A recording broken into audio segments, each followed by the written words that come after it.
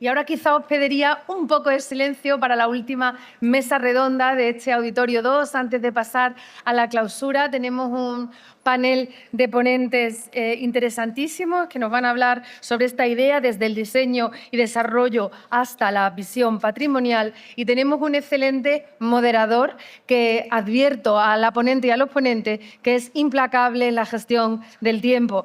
Afortunadamente para todas y todos que queremos llegar a tiempo a nuestros compromisos.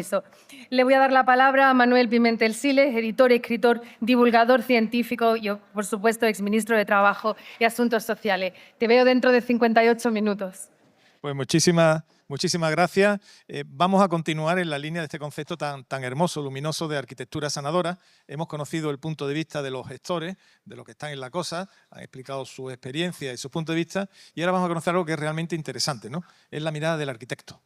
Habéis sido citados en numerosos casos, tanto en proyectos como en requerimientos, y me gusta mucho conocer vuestra opinión y experiencia en estos conceptos. Ya sabéis, a los 11 minutos os daré toque, a los 12 cortamos, ¿vale? Dosificar, estructurar. 15, ¿no? En este caso, ¿no? 11 y 12. Es que tenemos el tiempo. Y después una ronda final. 58 segundos, ¿no? 58 10 y 12 casi. Bueno, ¿no?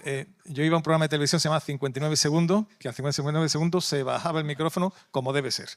Va a tomar la palabra, en primer lugar, Enrique Vallecillo Segovia, que es gerente de Plano Consultores, para abordar los principios básicos en las intervenciones hospitalarias.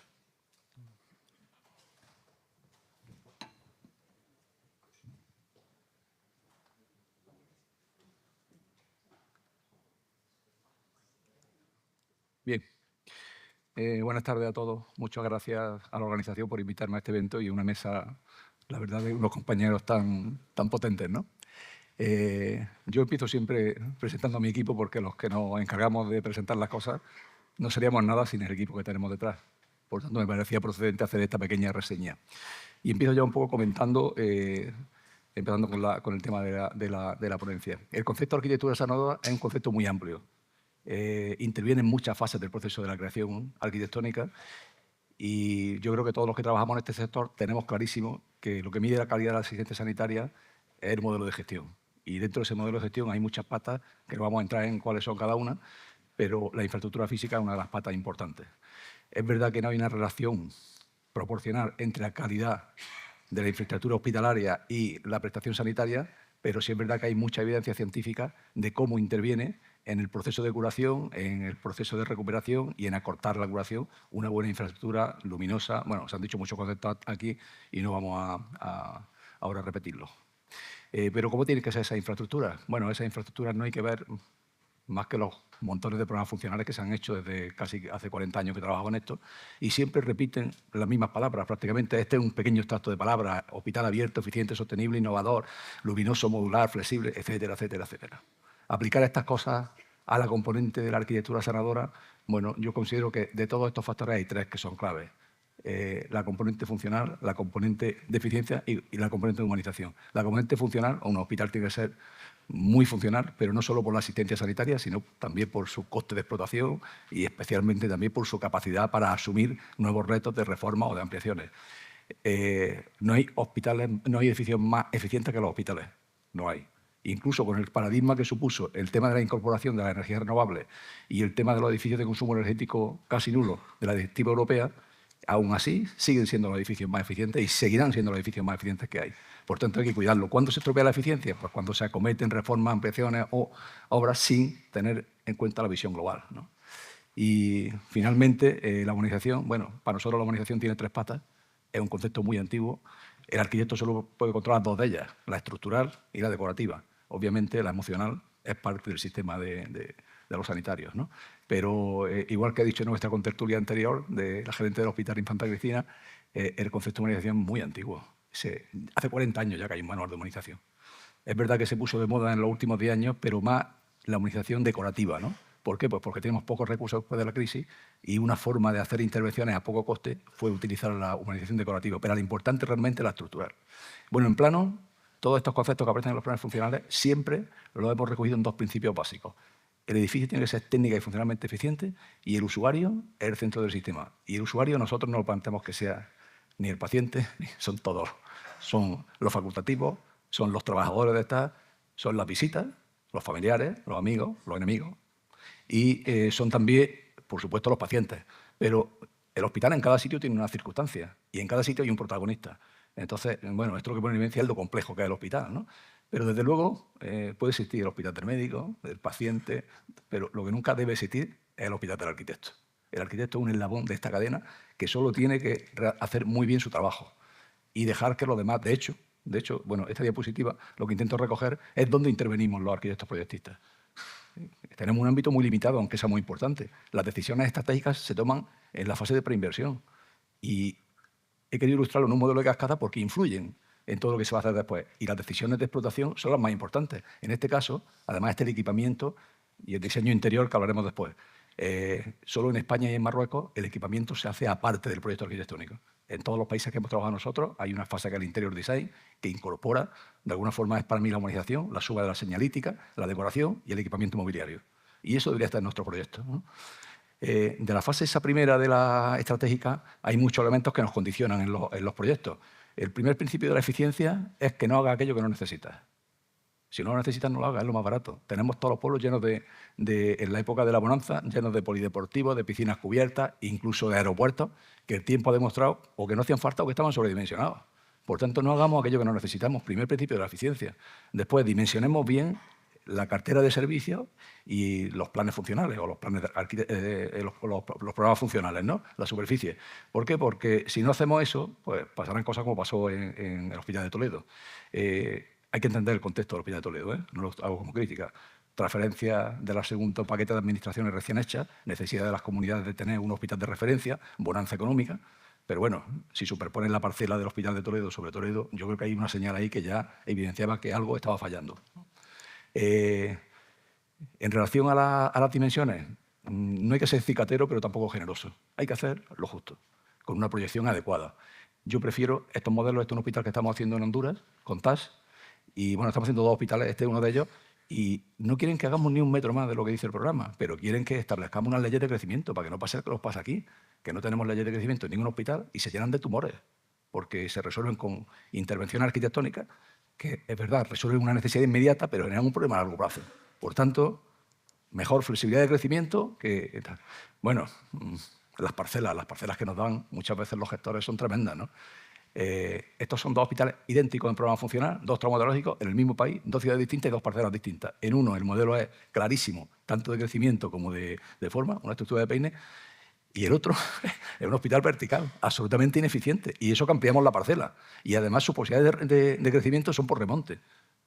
Y además una unidad de hospitalización por planta, lo más ineficiente que hay para un hospital, consecuencia de una parcela más dimensionada. Es muy típico en Sudamérica, que pasa esto. Este es un ejemplo muy claro. Un hospital que estamos haciendo en Cajamarca, 53.000 metros, en una parcela de 15.000 metros.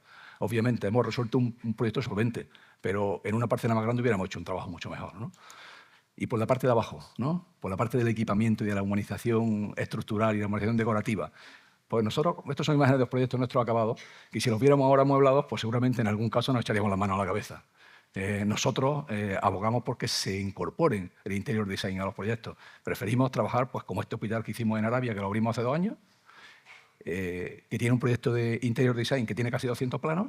La imagen de la izquierda es de ese proyecto y fijaros cómo ha quedado el vestíbulo. Esto en España hubiese sido un desastre y seguramente hubiera costado el mismo precio, además de los contratos públicos que había que hacer para poder equiparlo, porque seguro que llegaría el artista de turno del Corte Inglés y metería ahí todo su... en fin.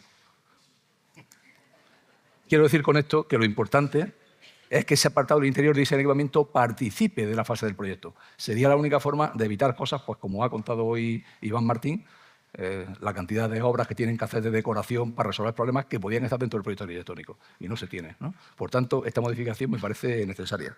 Nosotros somos muy sensibles interviniendo en todas las partes del hospital, desde el punto de vista de la funcionalidad, de la humanización y de la eficacia, ¿no?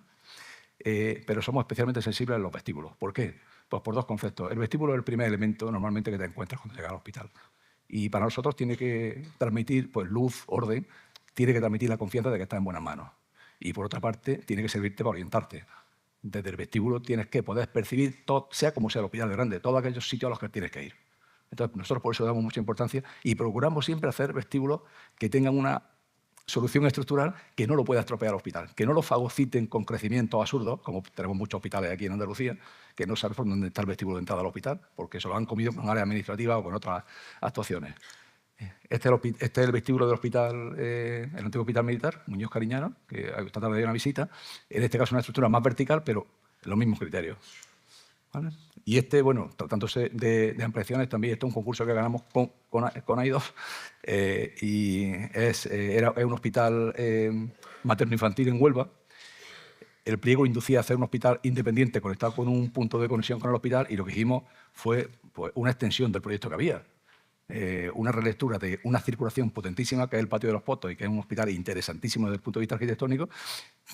Y después replicamos con una arquitectura obviamente mucho más moderna las piezas que componían ese nuevo materno infantil, de forma que cuando esta obra, que se licitará entre la próxima primavera, esté acabada, pues va a parecer un hospital único, va a ser una propuesta integradora. Y eso es humanización, eso es funcionalidad, eso es eficacia y eso es arquitectura sanadora. Bueno, aquí esto me voy a pasar un poco rápido para no... Bueno, traía varios temas de cómo se entiende la humanización en distintos países y tal. Esto es Marruecos, que tienen algunas singularidades, pero voy a pasar rápido porque me interesa más contar el último proyecto. Este caso es de Guatemala, en el que entregamos un proyecto el año pasado en Zacapa, 56.000 metros, y he traído también el caso de abajo, que estamos empezando un hospital allí también en Ciudad de Guatemala, y entre los perfiles que nos han pedido, para los técnicos nos han pedido un perfil, que es el especialista GDI, Género, Diversidad e Inclusión. Nosotros lo hemos cubierto con nuestra técnica de hospitalización de la empresa. No lo tenemos esto aquí, pero allí lo hay. Es otra forma diferente de verla esta. Como veis, el vestíbulo, el mismo lenguaje. Doble o triple altura, capacidad de visión, orientación, simpleza, seguridad. ¿Vale? Y ya voy a acabar con esta presentación, que yo creo que es un modelo que recoge muy bien lo que es la arquitectura sanadora. Este es un proyecto de un hospital pediátrico en Rumanía. Fue un concurso internacional que ganamos. 24 equipos, es un pediátrico universitario, 90.000 metros de hospital, más unos 15.000 de aparcamiento, un basamento de 2 plantas, una planta técnica y 4 torres de hospitalización. Por fin conseguimos aquí incorporar la terraza terapéutica. Para nosotros era un reto y este hospital se presta mucho a ello porque es un hospital pediátrico donde van a convivir los padres con los hijos, van a poder vivir dentro del hospital. Entonces es un espacio de recreo que tiene zona de juegos, cafetería, incluso las zonas de salud mental y un recorrido de casi medio kilómetro alrededor del edificio. Y tiene además un proyecto de humanización espectacular. El esquema, fijaros que es súper sencillo. Se entiende perfectamente cómo se amplía y tal. La única singularidad, las amebas, que son los espacios más ambulatorios. Pero por lo demás, mismo esquema de vestíbulo, lo repetimos siempre. Este es el vestíbulo en 3D. Esta es parte de la humanización, incluso en la UCI, cómo se va a tratar. Y tiene una tematización que es la aventura de la curación. Cada área funcional o cada unidad de hospitalización está ligada a un animal. Cuando cojamos al niño y vayamos a hacer una placa de rayos, lo vamos a llevar a ver la jirafa. Y cuando vaya a consulta, lo vamos a llevar a ver la ballena. Y eso, además, tiene un desarrollo mucho más pormenorizado. Esto es un plano del proyecto, ¿no? Entonces, si este proceso sigue así, este proyecto está a punto de licitarse, si se licita bien, se hace bien la obra y se hace una buena gestión, yo creo que va a ser un modelo europeo muy importante de sanidad reparadora, ¿no? O de arquitectura sanitaria. ¿Vale? Muchas gracias. Espero que la haya gustado.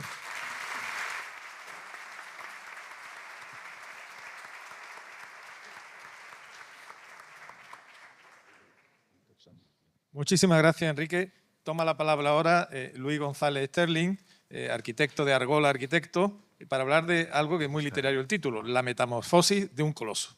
¿A qué coloso te refieres, Enrique? ¿Se puede, Luis? para señalar?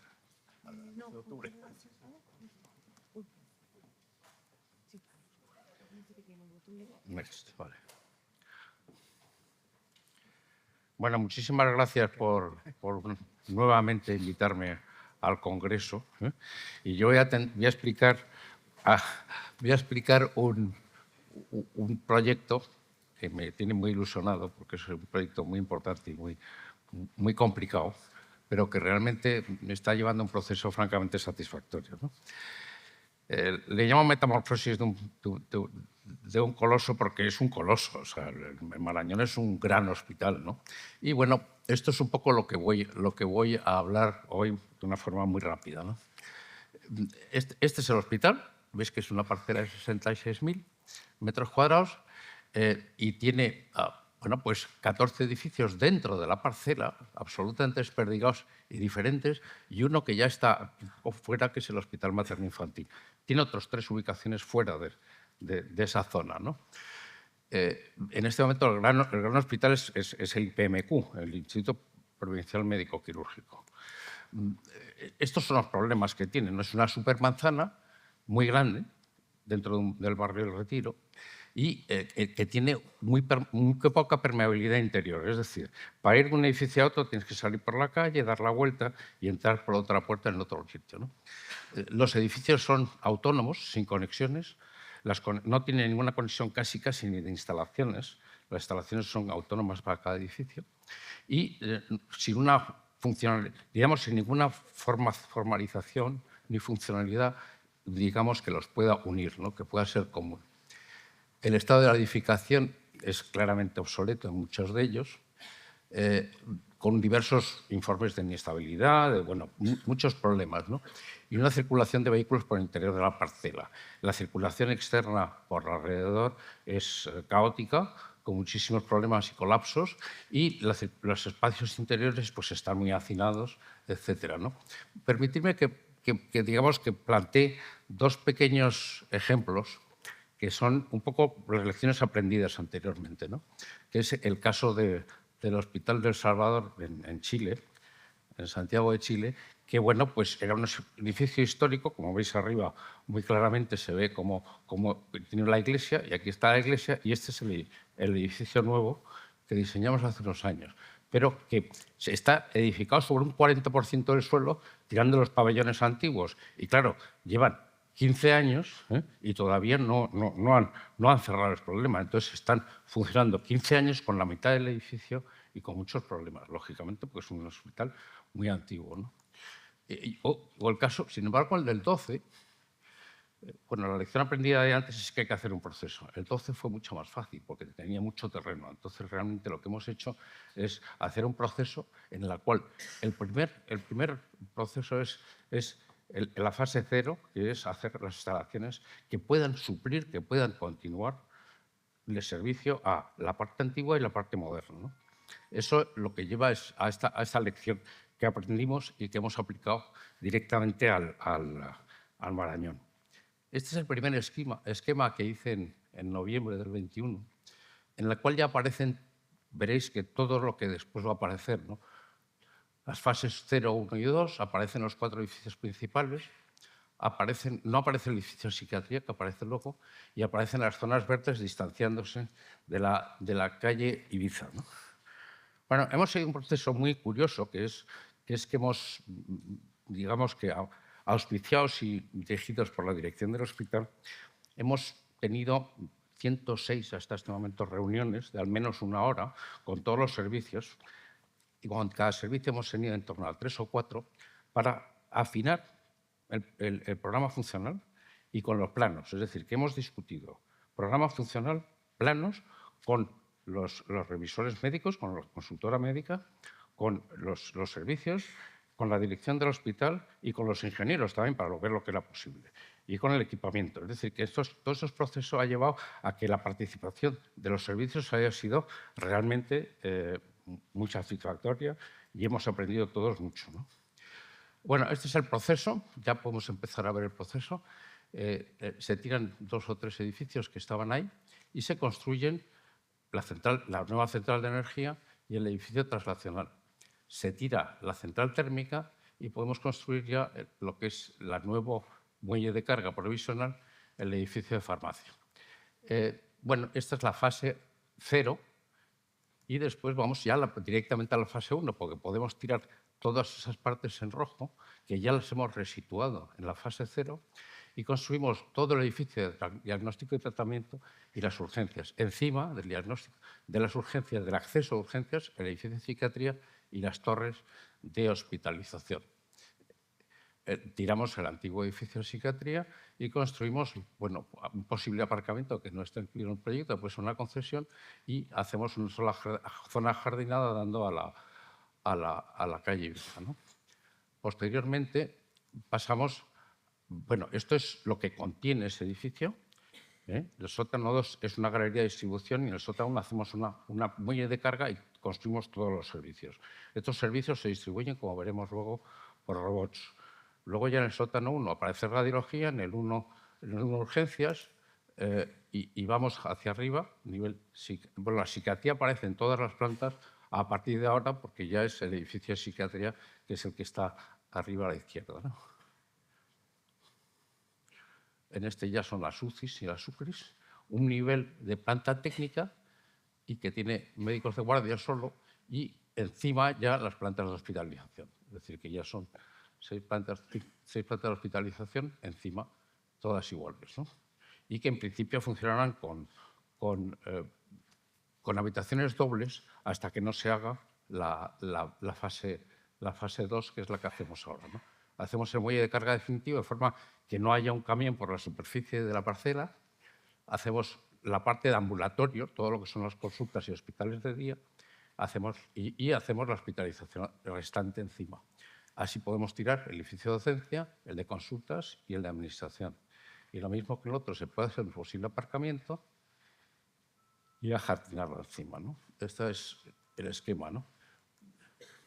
Bueno, ¿qué hemos conseguido con este proyecto? Pues que la trama urbana se permeabilice, conseguimos fraccionar lo que es la parcela, hacemos unas bandas paralelas a Ibiza, que lo que hacen es ir del verde, ¿no?, a pequeña altura, a una altura superior y a una altura superior al otro lado, de forma que las alturas de todos los edificios, digamos, que circundan la parcela, tengan una altura similar o inferior a los edificios circundantes. Y bueno, a través de una malla sistemática de 750 para todo, lo que hemos conseguido es una flexibilidad, de forma que nos caben, en todos los espacios nos caben diferentes funciones, de forma que podemos incluso cambiarlas posteriormente. Hemos cambiado varias plantas ya en el proyecto porque hacía falta ubicar cosas que teníamos en el hospital, en el IPMQ, que no sabemos dónde meterlas. Entonces empiezas porque todo lo que está en la fase 1 tiene que contener todo lo que contiene el hospital IPMQ. Hemos conseguido una conectividad entre los edificios, una separación de circulaciones, básicamente. Luego hemos conseguido que las circulaciones y los accesos a la parcela se organicen, ¿no? Y con la entrada al muelle de carga, digamos, evitamos la circulación alrededor de la parcela de los camiones y sobre todo una nueva imagen, ¿no? Esto es el hospital ahora, como os digo, y esto es el proyecto Hospital a Futuro, ¿no? Con toda esa banda verde delante, a la calle Ibiza, ¿no? Con una banda anterior más baja, las torres de hospitalización y otra en el otro lado prácticamente igual. Vamos a ver un recorrido breve por la calle Doctor Esquerdo, que vamos a introducirnos en una calle interior.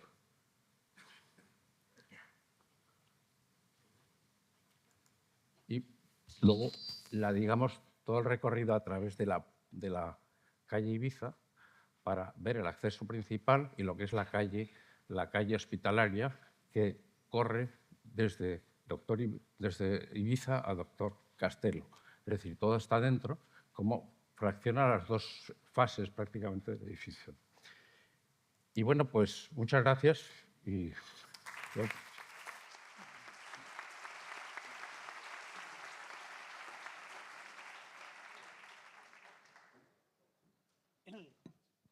Muchísimas gracias por esa metamorfosis del coloso.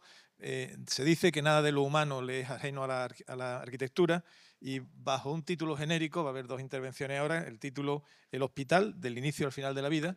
Y en primer lugar va a tomar la palabra Marta Parra Casado, que es arquitecta de Viray Arquitectura. Buenos días. Estoy muy contenta. Llevamos hora y media escuchando y reflexionando acerca de la humanización de la arquitectura hospitalaria.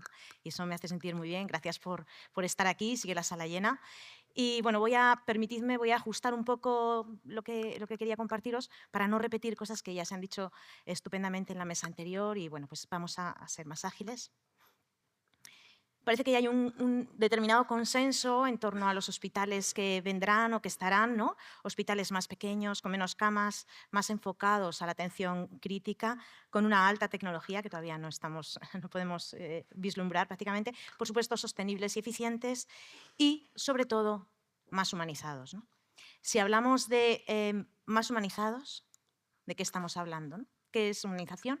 Y incorporo una faceta un poco diferente, con un guiño a los arquitectos y a las arquitectas de OMA, ¿no? En el que se hace esta visión figurativa del Modulor, de Le Corbusier, porque humanización es atender a todas las personas, tengan las capacidades y las diversidades funcionales que tengan, ¿no? Atender a sus necesidades físicas y emocionales. Que el entorno nos afecta es algo claro, lo vivimos anoche, quienes tuvimos la suerte de estar en un lugar tan fantástico, ¿verdad? Todos estábamos, indudablemente la noche no habría sido igual en otro lugar, fue ahí, ¿no? Esta riqueza espacial que pudimos disfrutar por parte de la organización. Y esto además lo sabemos, lo sentimos y por supuesto está altamente evidenciado a través de documentación científica. Pero sí vamos a seguir trabajando esta idea de que el espacio nos impacta, nos afecta. Voy a pasar rápido por todas estas características habituales que ya sabemos, conocemos de biofilia, luz natural, conexión con el exterior, movimiento, etcétera, para generar entornos saludables, que es de lo que se trata cuando hablamos de arquitectura sanitaria. Y cuando hablamos de estas, traigo aprendizajes que hemos ido incorporando cuando viajamos a países del norte de Europa, buscando aprendizajes, buscando innovación, ir siempre un paso más allá. Y los hospitales irán deshaciéndose de algunas de sus áreas hospitalarias en las que no es necesaria esa entrega de recursos tan altos, ¿no? en nuestros hospitales, y en algunas de estas áreas externalizables que ya están ocurriendo en España y en muchos otros países. Me voy a quedar con el nacer y con el morir, el área de nacimientos, de partos y nacimientos, y los espacios de paliativos y de final de la vida. Y traigo, para hablar de estos espacios de las mujeres sanas que van a dar a luz y de alguna manera por qué han de estar incorporadas en procesos de enfermedad en los hospitales. El inicio y la muerte, el inicio y el final de la vida son las dos caras de la misma moneda y los espacios pueden trabajar para generar esa intimidad, esa seguridad y esa confianza y dignidad que necesitamos tanto al nacer como al morir. Espacios pensados para la mujer y que ya hay diferentes formatos en otros países, en Alemania, en Reino Unido, en Austria, bueno, muchos sitios, a través de casas de nacimiento en los que se saca fuera del hospital la atención a la mujer embarazada sana y con distintos modelos más o menos cercanos o integrados se funciona con unos niveles de seguridad exactamente iguales. Traemos unas propuestas que se hicieron para el primer proyecto, bueno, el primero, realmente uno de los grandes primeros proyectos de innovación en el Hospital de La Plana, de extraer el área de partos en la misma parcela del hospital, pero fuera de ello, ¿no? Nuestra propuesta pues, habla de un entorno absolutamente diferente, amable y seguro, en el que a través del espacio exterior, de los materiales naturales y de una funcionalidad específica para la mujer, para que se encuentre bien, pues genera estos entornos que ya están altamente probados en otros lugares de Europa. Y si hablamos del morir, si hablamos de paliativos, incorporo también esta red de centros para la atención a paliativos, los hospice. Es una red de atención al final de la vida que está muy extendida en Dinamarca y en otros países, sobre todo nórdicos, en los que la diferencia está marcada por el espacio exquisitamente diseñado para que los últimos 10, 15, 20 días de la persona que va a morir pueda estar con su familia en un entorno altamente cualificado para ello. Paliativos con dignidad, ¿no? Y quiero hacer compartir un proyecto en el que se mezcla todo esto de lo que estamos hablando. Es el Centro de Atención Diurna para Personas con ELA en el Hospital Isabel Zendal de Madrid. El Hospital Isabel Zendal, que todos y todas conocemos, fue desarrollado en un brevísimo periodo de tiempo durante la pandemia para atender la crisis que teníamos en Madrid en el peor de los momentos y de los escenarios, y es una nave que funcionó para ese momento de pandemia, pero que ahora de alguna manera tenemos el reto de transformar para generar un espacio diseñado para estas personas con estas necesidades, con estas maneras de moverse, sus dimensiones de sillas de ruedas, sus necesidades físicas, emocionales, de socialización, que ahora os contaré, porque para desarrollar este proyecto del SERMAS estuvimos talleres con usuarios y de alguna manera el reto consistía en hacer de este espacio un lugar en el que las personas con ELA estén bien, estén lo mejor posible.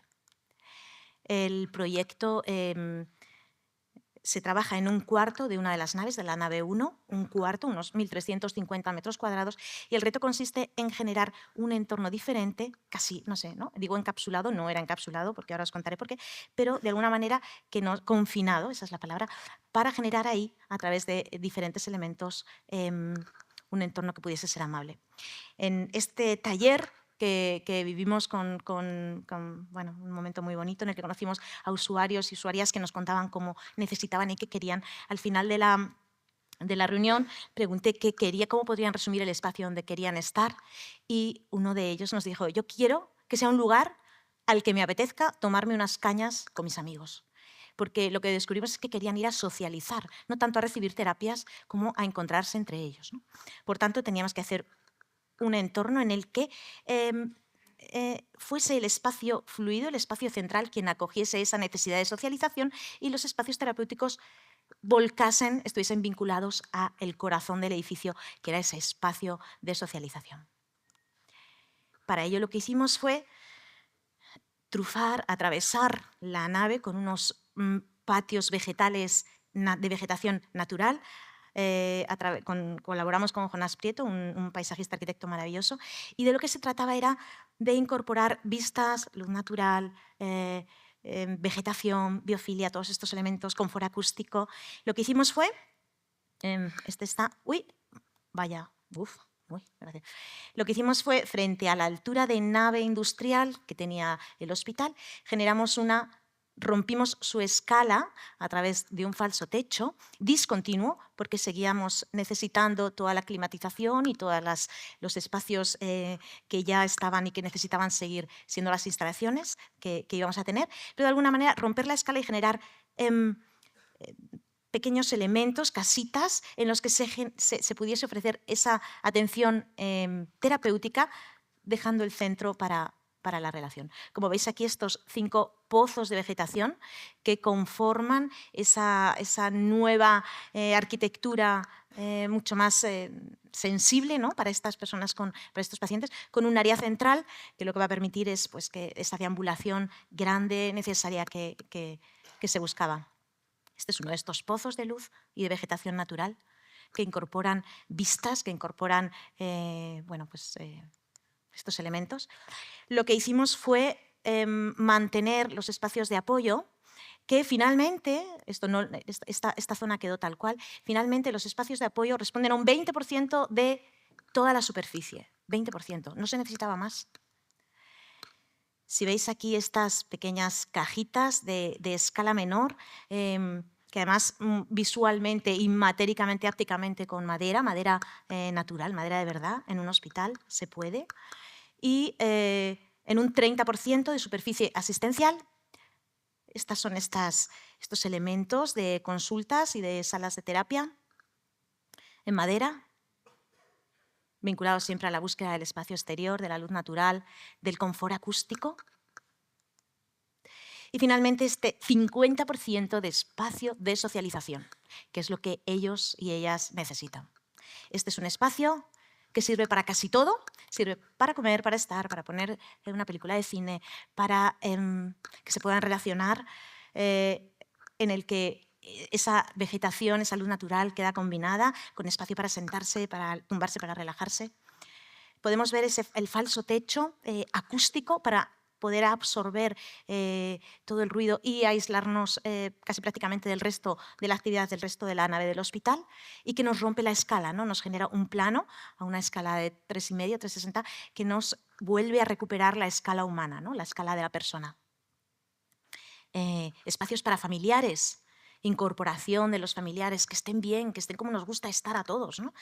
Familiares, personas acompañantes, apoyo. Marta, perdona, un minutito. ¿Uno me queda? Pues me sobran 50 segundos. Esa era la respuesta adecuada. Sí, porque espacio exterior, y porque lo último que voy a compartir es este pequeño vídeo en el que de verdad vamos a poder percibir lo que el espacio puede hacer por las personas el día de esa inauguración. Querías vivir, no me arranques la piel. Carolina, plata, bebé, o al final tendré que correr. ¡Un aplauso! Este es el poder de la arquitectura cuidadora, de la arquitectura como tercer cuidadora, arquitectura sanadora. Muchísimas gracias por haber compartido con la canción que se os va a quedar, la de Carolina, os la vais a llevar hasta la hora de comer.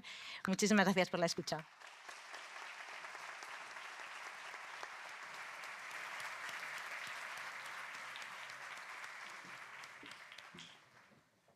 Muchísimas gracias.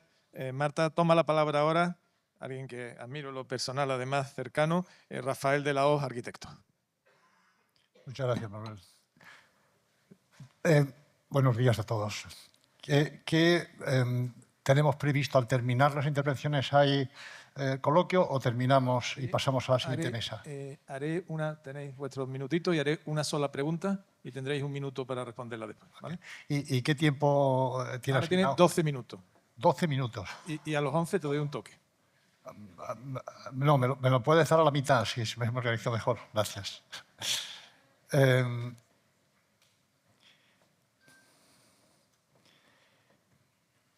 He traído dos ejemplos y creo que lo más práctico va a ser que les enseñe lo que hacemos y si hay tiempo extraigamos alguna conclusión, en el caso de que la haya.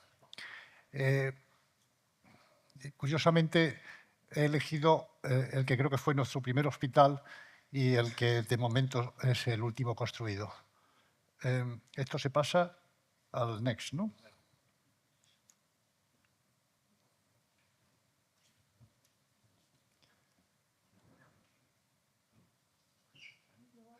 Esto como en los partidos de baloncesto se para el reloj, ¿no?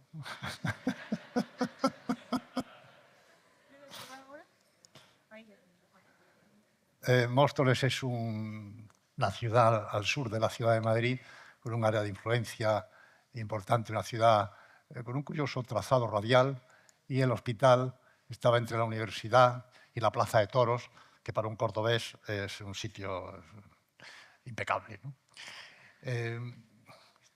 Muy suburbano y tiene de común, y esto tengo que advertirlo desde el inicio, que no solo en arquitectura, en ingeniería, la capacidad de innovación es directamente proporcional al tamaño del edificio. A mayor tamaño, la aversión al riesgo se incrementa en todo el entorno que participa en la construcción del edificio. Por lo tanto, como los hospitales suelen ser muy grandes, la aversión al riesgo es extraordinaria.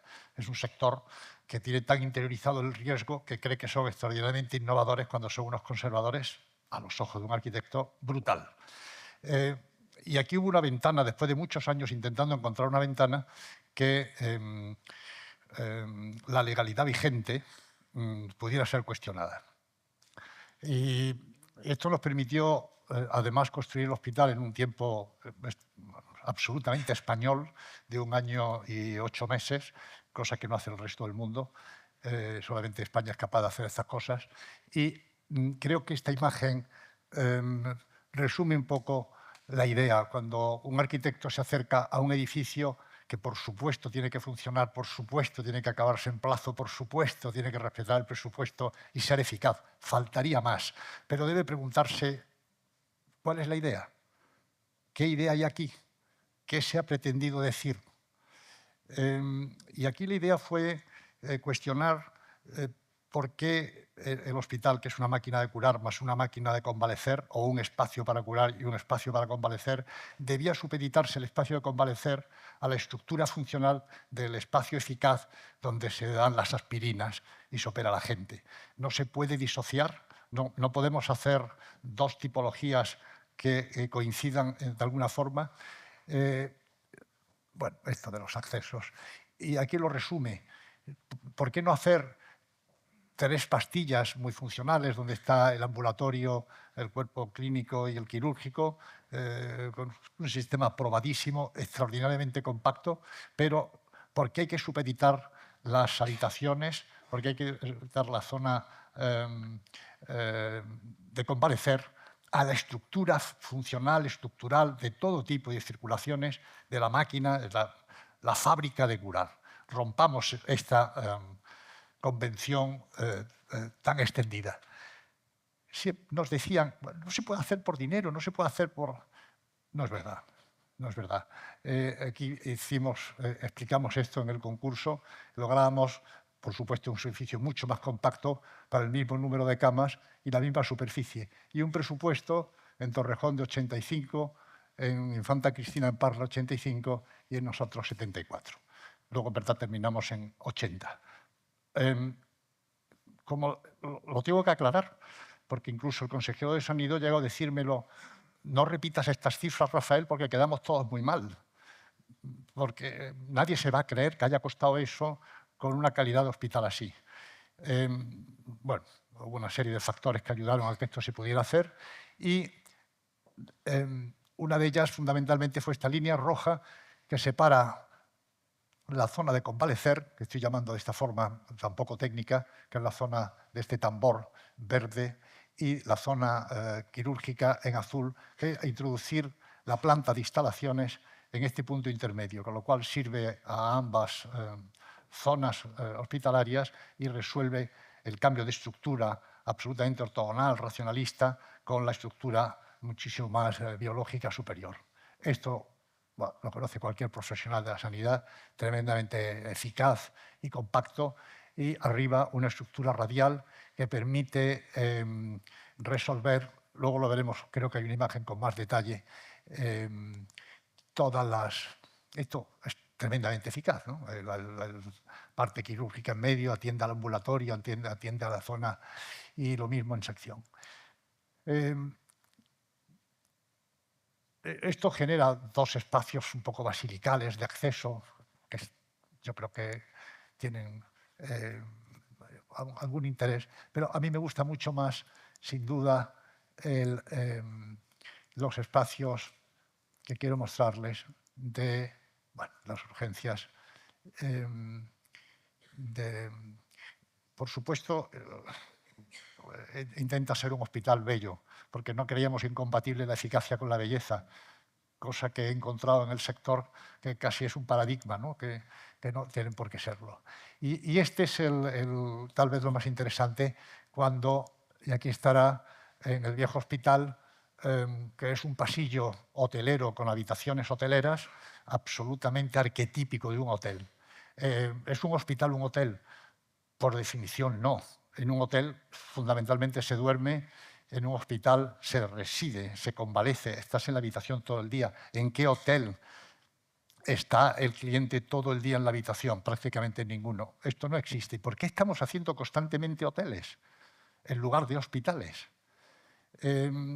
Nos decían en el entorno que te rodea siempre este tipo de proyectos, no, porque la estación de enfermería desde el punto central controla de esta forma todas las habitaciones.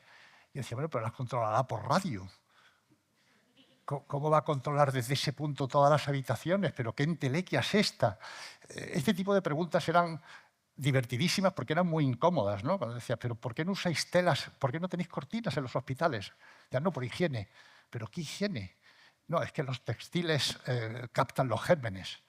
Y yo decía, pero son gérmenes inteligentes. Son gérmenes que cuando entran en la habitación dicen, me voy a las cortinas que puso Rafael Laoz y no a las batas de los médicos ni a las sábanas de los enfermos. ¿Qué clase de gérmenes hay en un hospital? ¿Me lo podéis explicar? Todo esto lo basamos muy bien y nos permitió convencerle de que se podía hacer una estación de enfermería cumpliendo todos los reglamentos estos tan absurdos de que una enfermera es capaz de atender a no sé cuántos, y dependerá de la capacidad de la enfermera, decía yo, pero bueno, este mundo es así.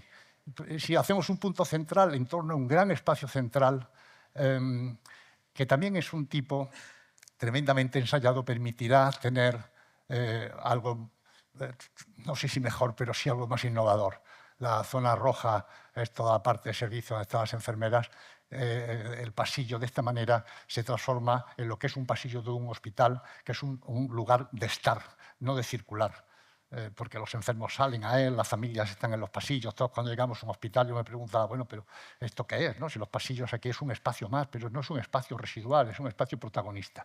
Y eso permitirá que surja este espacio que es gratis, porque es aire, porque es vacío, y de ahí que lográramos llegar al coste tipo de los hospitales que en Madrid se hicieron en esta época y que permite reunirse, salir, incluso fumar y tener, no sé si algo más bello, pero sí, desde luego, algo más inspirador y donde se puedan encontrar los enfermos que están convaleciendo en esas habitaciones. Y finalmente, la habitación. Son tan hoteleras que la habitación tiene, en la mayoría de los hospitales, el baño al interior, por unas razones técnicas que siempre se superponen. La arquitectura es una ordenación de sacrificios. Me enseñó, bueno, es tan viejo como la arquitectura, a mí fue Paco Iza, y decía, qué prima, ¿no? El servicio de las instalaciones, que por aquí va a venir el técnico y cambia el tubo fácilmente, o otras, veamos ese equilibrio, ¿no? ¿Tiene sentido situar el baño al interior de manera que haya un pasillo como en los hoteles para llegar hasta la habitación, hasta la cama? En un hotel sí, porque aísla la habitación del tránsito del pasillo. Pero claro, en un hospital la cama tiene que entrar a través de ese pasillo para llevar al enfermo cuando va a quirófano. No tiene ningún sentido, no parece muy razonable, ¿no? Esto nos permitió, por una vez, ensayar de llevar, hay otros hospitales, por supuesto, así, la habitación a fachada. El baño es trascendental para el enfermo, está continuamente entre la cama y el baño, dependiendo, obviamente, de los tipos de...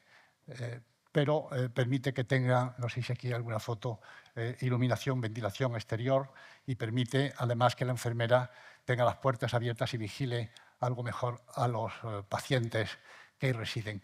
Utilizamos una doble fachada. Bueno, esto está aquí, pero es por un aspecto técnico de que nos permitió hacer el hospital en un plazo tan breve, porque lo envolvimos rápidamente en una primera piel y luego había una segunda piel más delicada que protegía al edificio de insolación, etc. Y aquí se ve bien la planta esta, que es las instalaciones, que toma a través de estas grandes aberturas el aire para ventilar y refrigerar las plantas superiores e inferiores. Este otro, no, tenemos que pasar aquí al siguiente. Rafael, te queda un minuto. ¿Uno? Un minuto. Con 1 minuto y medio de prórroga, por el tema del incidente informático. Pues, bueno, este también se descuenta, ¿eh? ¿No?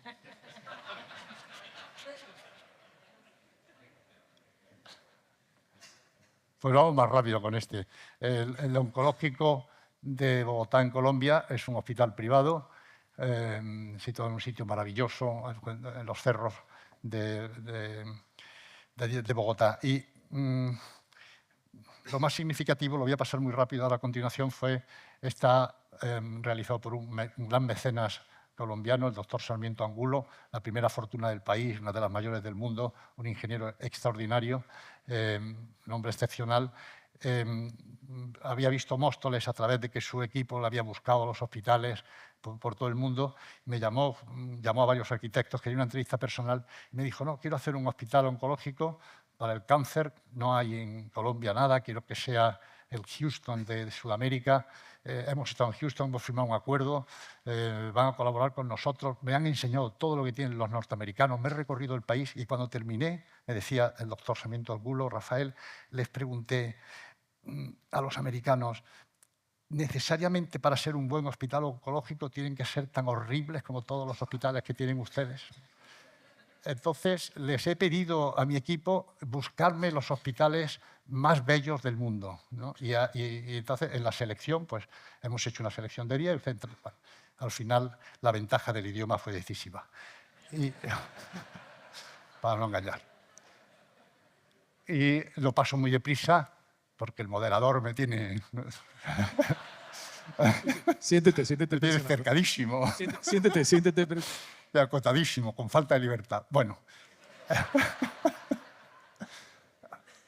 Y es un placer trabajar en Colombia, tiene unas maderas, como ahora veréis, que es un privilegio, ¿no? Y lo paso muy deprisa, que nos permita... Está tan bien realizado que esta mañana cuando me enviaban las fotos desde el estudio, lo paso deprisa. Decía, ¿estáis seguros que me habéis enviado las fotos y no los renders? Pues las veía en el teléfono, digo, seguro que no puede ser. Fijaos qué maravilla, ¿no? Qué calidad de construcción a un precio, obviamente, estratosférico. Es un hombre de una gran fe y la capilla, que es un tema siempre muy residual, aquí es un tema protagonista entre las dos salas. Hicimos esta capilla que está abierta a los cerros de Bogotá. Tiene, como veis, parte a su escala de aquello que habíamos experimentado en Móstoles. Y con esto termino moderadamente.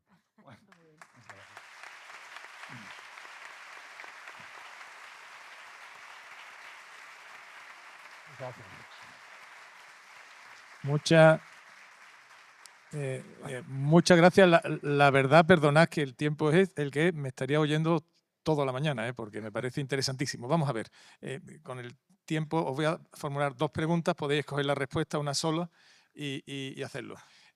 Claro, hemos hablado de la arquitectura sanadora y de la humanización de la sanidad del edificio, pero claro, el factor humano también, la mirada del arquitecto es muy importante aquí y por tanto la selección del arquitecto. En alguna ponencia anterior se ha dicho que la ley de licitación española, por esta tendencia a la subasta, pues prima el premio sobre otra cosa. Primera pregunta, ¿tendríais alguna sugerencia al respecto? Hay personas aquí delante que influyen muchísimo y tienen mucha capacidad de influencia y de visión. Si tenéis alguna sugerencia para mejorar el sistema de licitación. Y la otra pregunta, tenéis que optar por una y muy breve. ¿Qué os ha llamado la atención? Lleváis años, sois maestros en la cosa.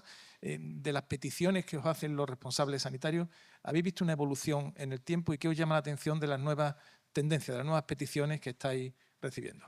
Rafael, comenzamos contigo. No, por favor. Tú primero.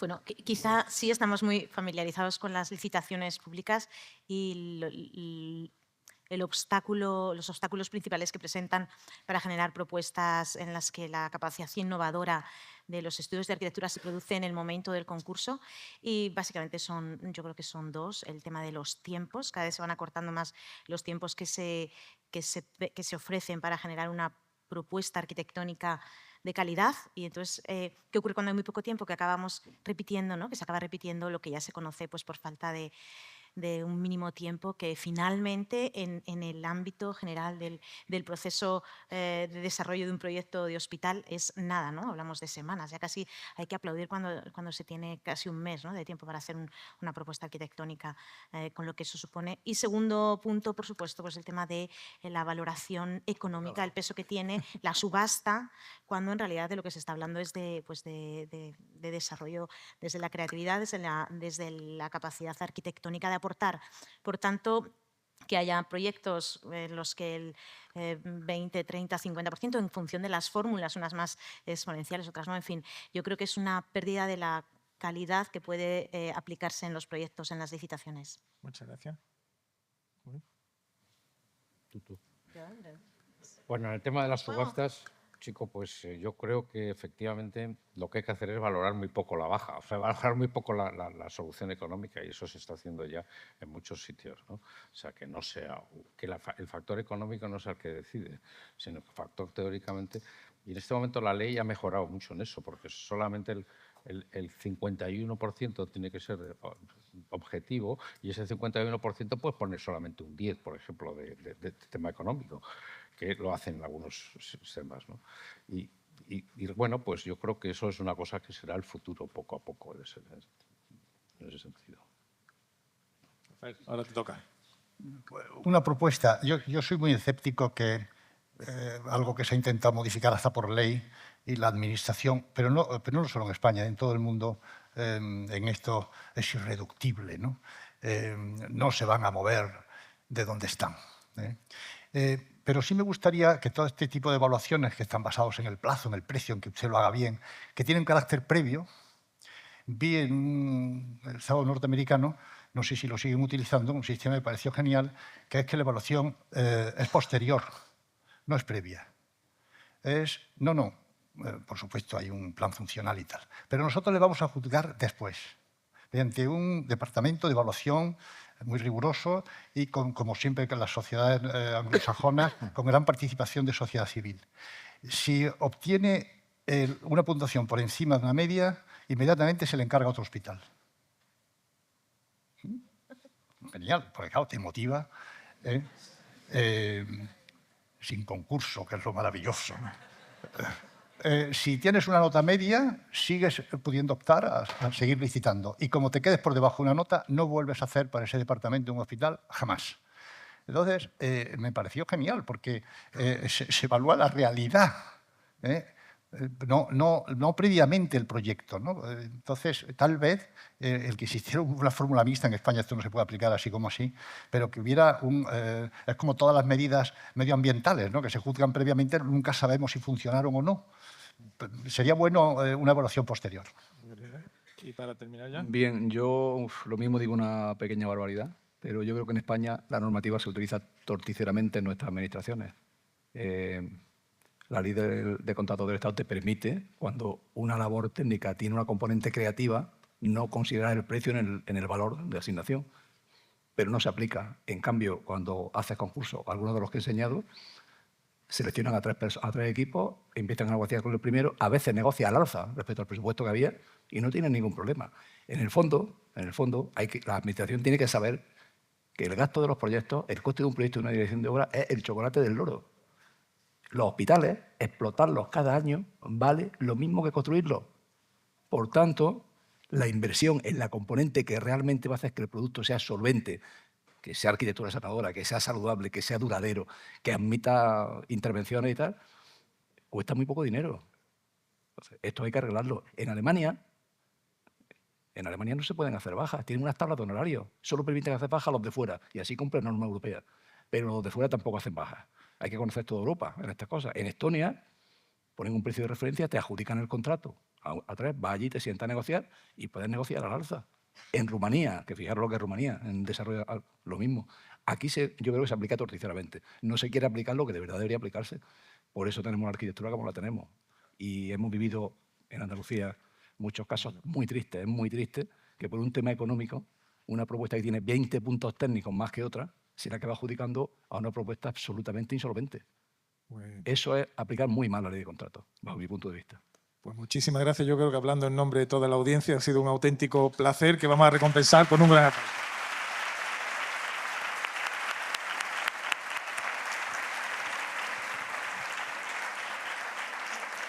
Muchas gracias por acompañarnos. Gracias a nuestro fabuloso moderador, analista y árbitro de baloncesto.